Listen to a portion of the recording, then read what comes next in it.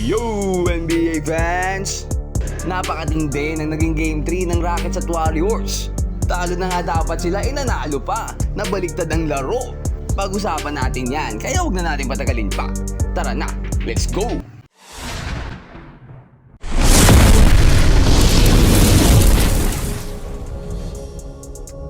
Ayun na nga, nahirapan kahapon ng Warriors sa kabila ng panalo nila kontra sa Houston Rockets. First quarter pa lang kasi ay hindi nahuhulog ang mga tira.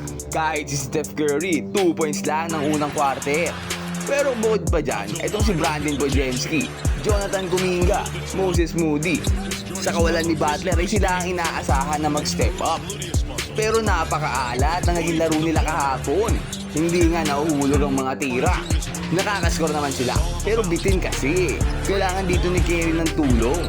Halos si Steph Curry nga lang ang umi-score para sa Golden State sa larong to.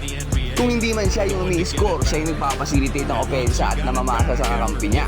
Sa naging laro nga kahapon, buong tatlong quarter ay lamang ang Rockets. Kinailangan nila ng pagbabago sa fourth quarter para may panalo ang game. At hindi inaasahang tulong sa opensa ang makukuha ni Curry. Ito nga ang nagsilbing X-factor sa pagkapanalo ng Golden State. Ayan ay walang iba kundi si Gary Payton Jr. Kilala nyo naman to bilang isang magaling na defender at isa sa mga hustle players ng Golden State. Isa to sa mga solid role player ng Warriors na nakatulong para makakuha sila ng kampyonato. Sa pangalan pa lang naman ni halata na anak to ni Gary Payton na tinuturing na Michael Jordan stopper sa panahon nila. Siya kasi ang nagbabantay dati kay Jordan at pumipigil. Manang-mana naman siya sa tatay niya at magaling talaga siya sa depensa. Dahil sa game na to ay naipamalas naman niya kung gaano kagaling siya sa depensa. Pinatunayan niya na anak siya ng The Glove kung tawagin dati.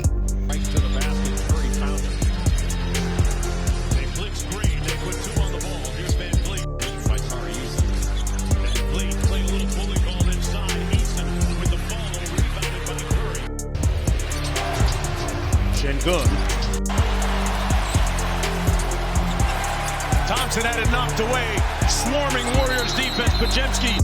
Pero bukod pa dyan, hindi inaasahan na to si Gary Payton Jr. pa ang tutulong sa opensa ng Golden State. Matindi nga ang naging fourth quarter nitong si Gary Payton Jr. Nakakuha lang naman to ng 11 points sa loob lang ng fourth quarter. Siya nga rin ang dahilan kung paano nakabawi ang Warriors sa Rockets kahapon. Dahil nakagawa lang naman to ng siyam na magkakasunod-sunod na puntos. Yan ang nakatulong para makalamang ang Golden State sa Rockets. Gamit na gamit nga siya dito ni Steph Curry nung fourth quarter. Napakaganda kasi ng play na ginawa nila. Dito kunyari bibigyan niya ng screen ng defender nitong si Steph. Ayun pala ay fake screen lang ito, sabay cut sa gitna para sa easy basket. Eason on the roll, Payton inside, lays it home. At uulitin ulit nila yan sa susunod na play. Kunyari ay i-screen nantong si Fred VanVleet, sabay takbo para kumat sa gitna. Kaya mapapahabol itong si Alperen Sengun. Sasaluhin man siya ng maraming defenders pero napakaganda ng gagawin niya dito. 12 of 22. 3 defenders ang haharap sa kanya dito. Pero papansin niya nitong si GP2. Food on the table, Payton inside. Napakalupit, hindi lang pang depensa. Bukod pa dyan, kaya rin itong pumukol mula sa 3. Back to Payton, good contest by Thompson. It didn't matter. Payton the second here with his feet set. But as Kuminga brought the ball his way, he just backed right out into the corner. Clock at 7 for Curry on Green. Jalen Green. Wow, what a pass. Payton got it. A dime drop for the A's. At talagang napakaganda ng naging laro nila ni Steph dito. Isang magandang play ulit ang gagawin nila. Dito nga ibibigyan ni Steph ng screen itong si Gary Payton. Pero alam nating tinatarget dito ng Rockets itong si Curry. Dahil dyan mapupunta sa kanya ang atensyon ng mga defender. At magkakalituhan, may iwang mag-isa si GP2. Kaya libreng-libre sa ilalim. A slip screen by Payton and a bucket. Timeout Rockets.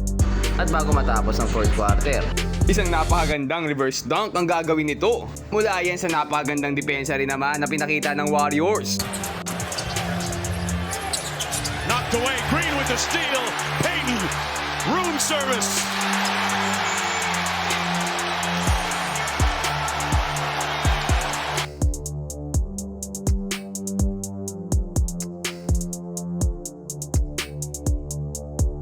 Ang tindi! Pasalamat talaga dito si Curry sa naging panalo nila. Napakatinding X-factor nito. Nakapag-ambag nga to ng total of 16 points sa larong to. Sobrang efficient nga rin ito dahil sa siyam na tira niya. 7 ang pumasok at 2 lang ang nagbintis. At naka 2 out of 3 pa to sa 3. Kung hindi dahil dito ay marahil natalo ang Golden State. Buti na lang ay nag-step up si GP2. Pero tingin nyo ba ay may uulit-ulit ang ganitong performance niya sa Game 4? O meron na kayang iba na mag-i-step up para sa Warriors bukas?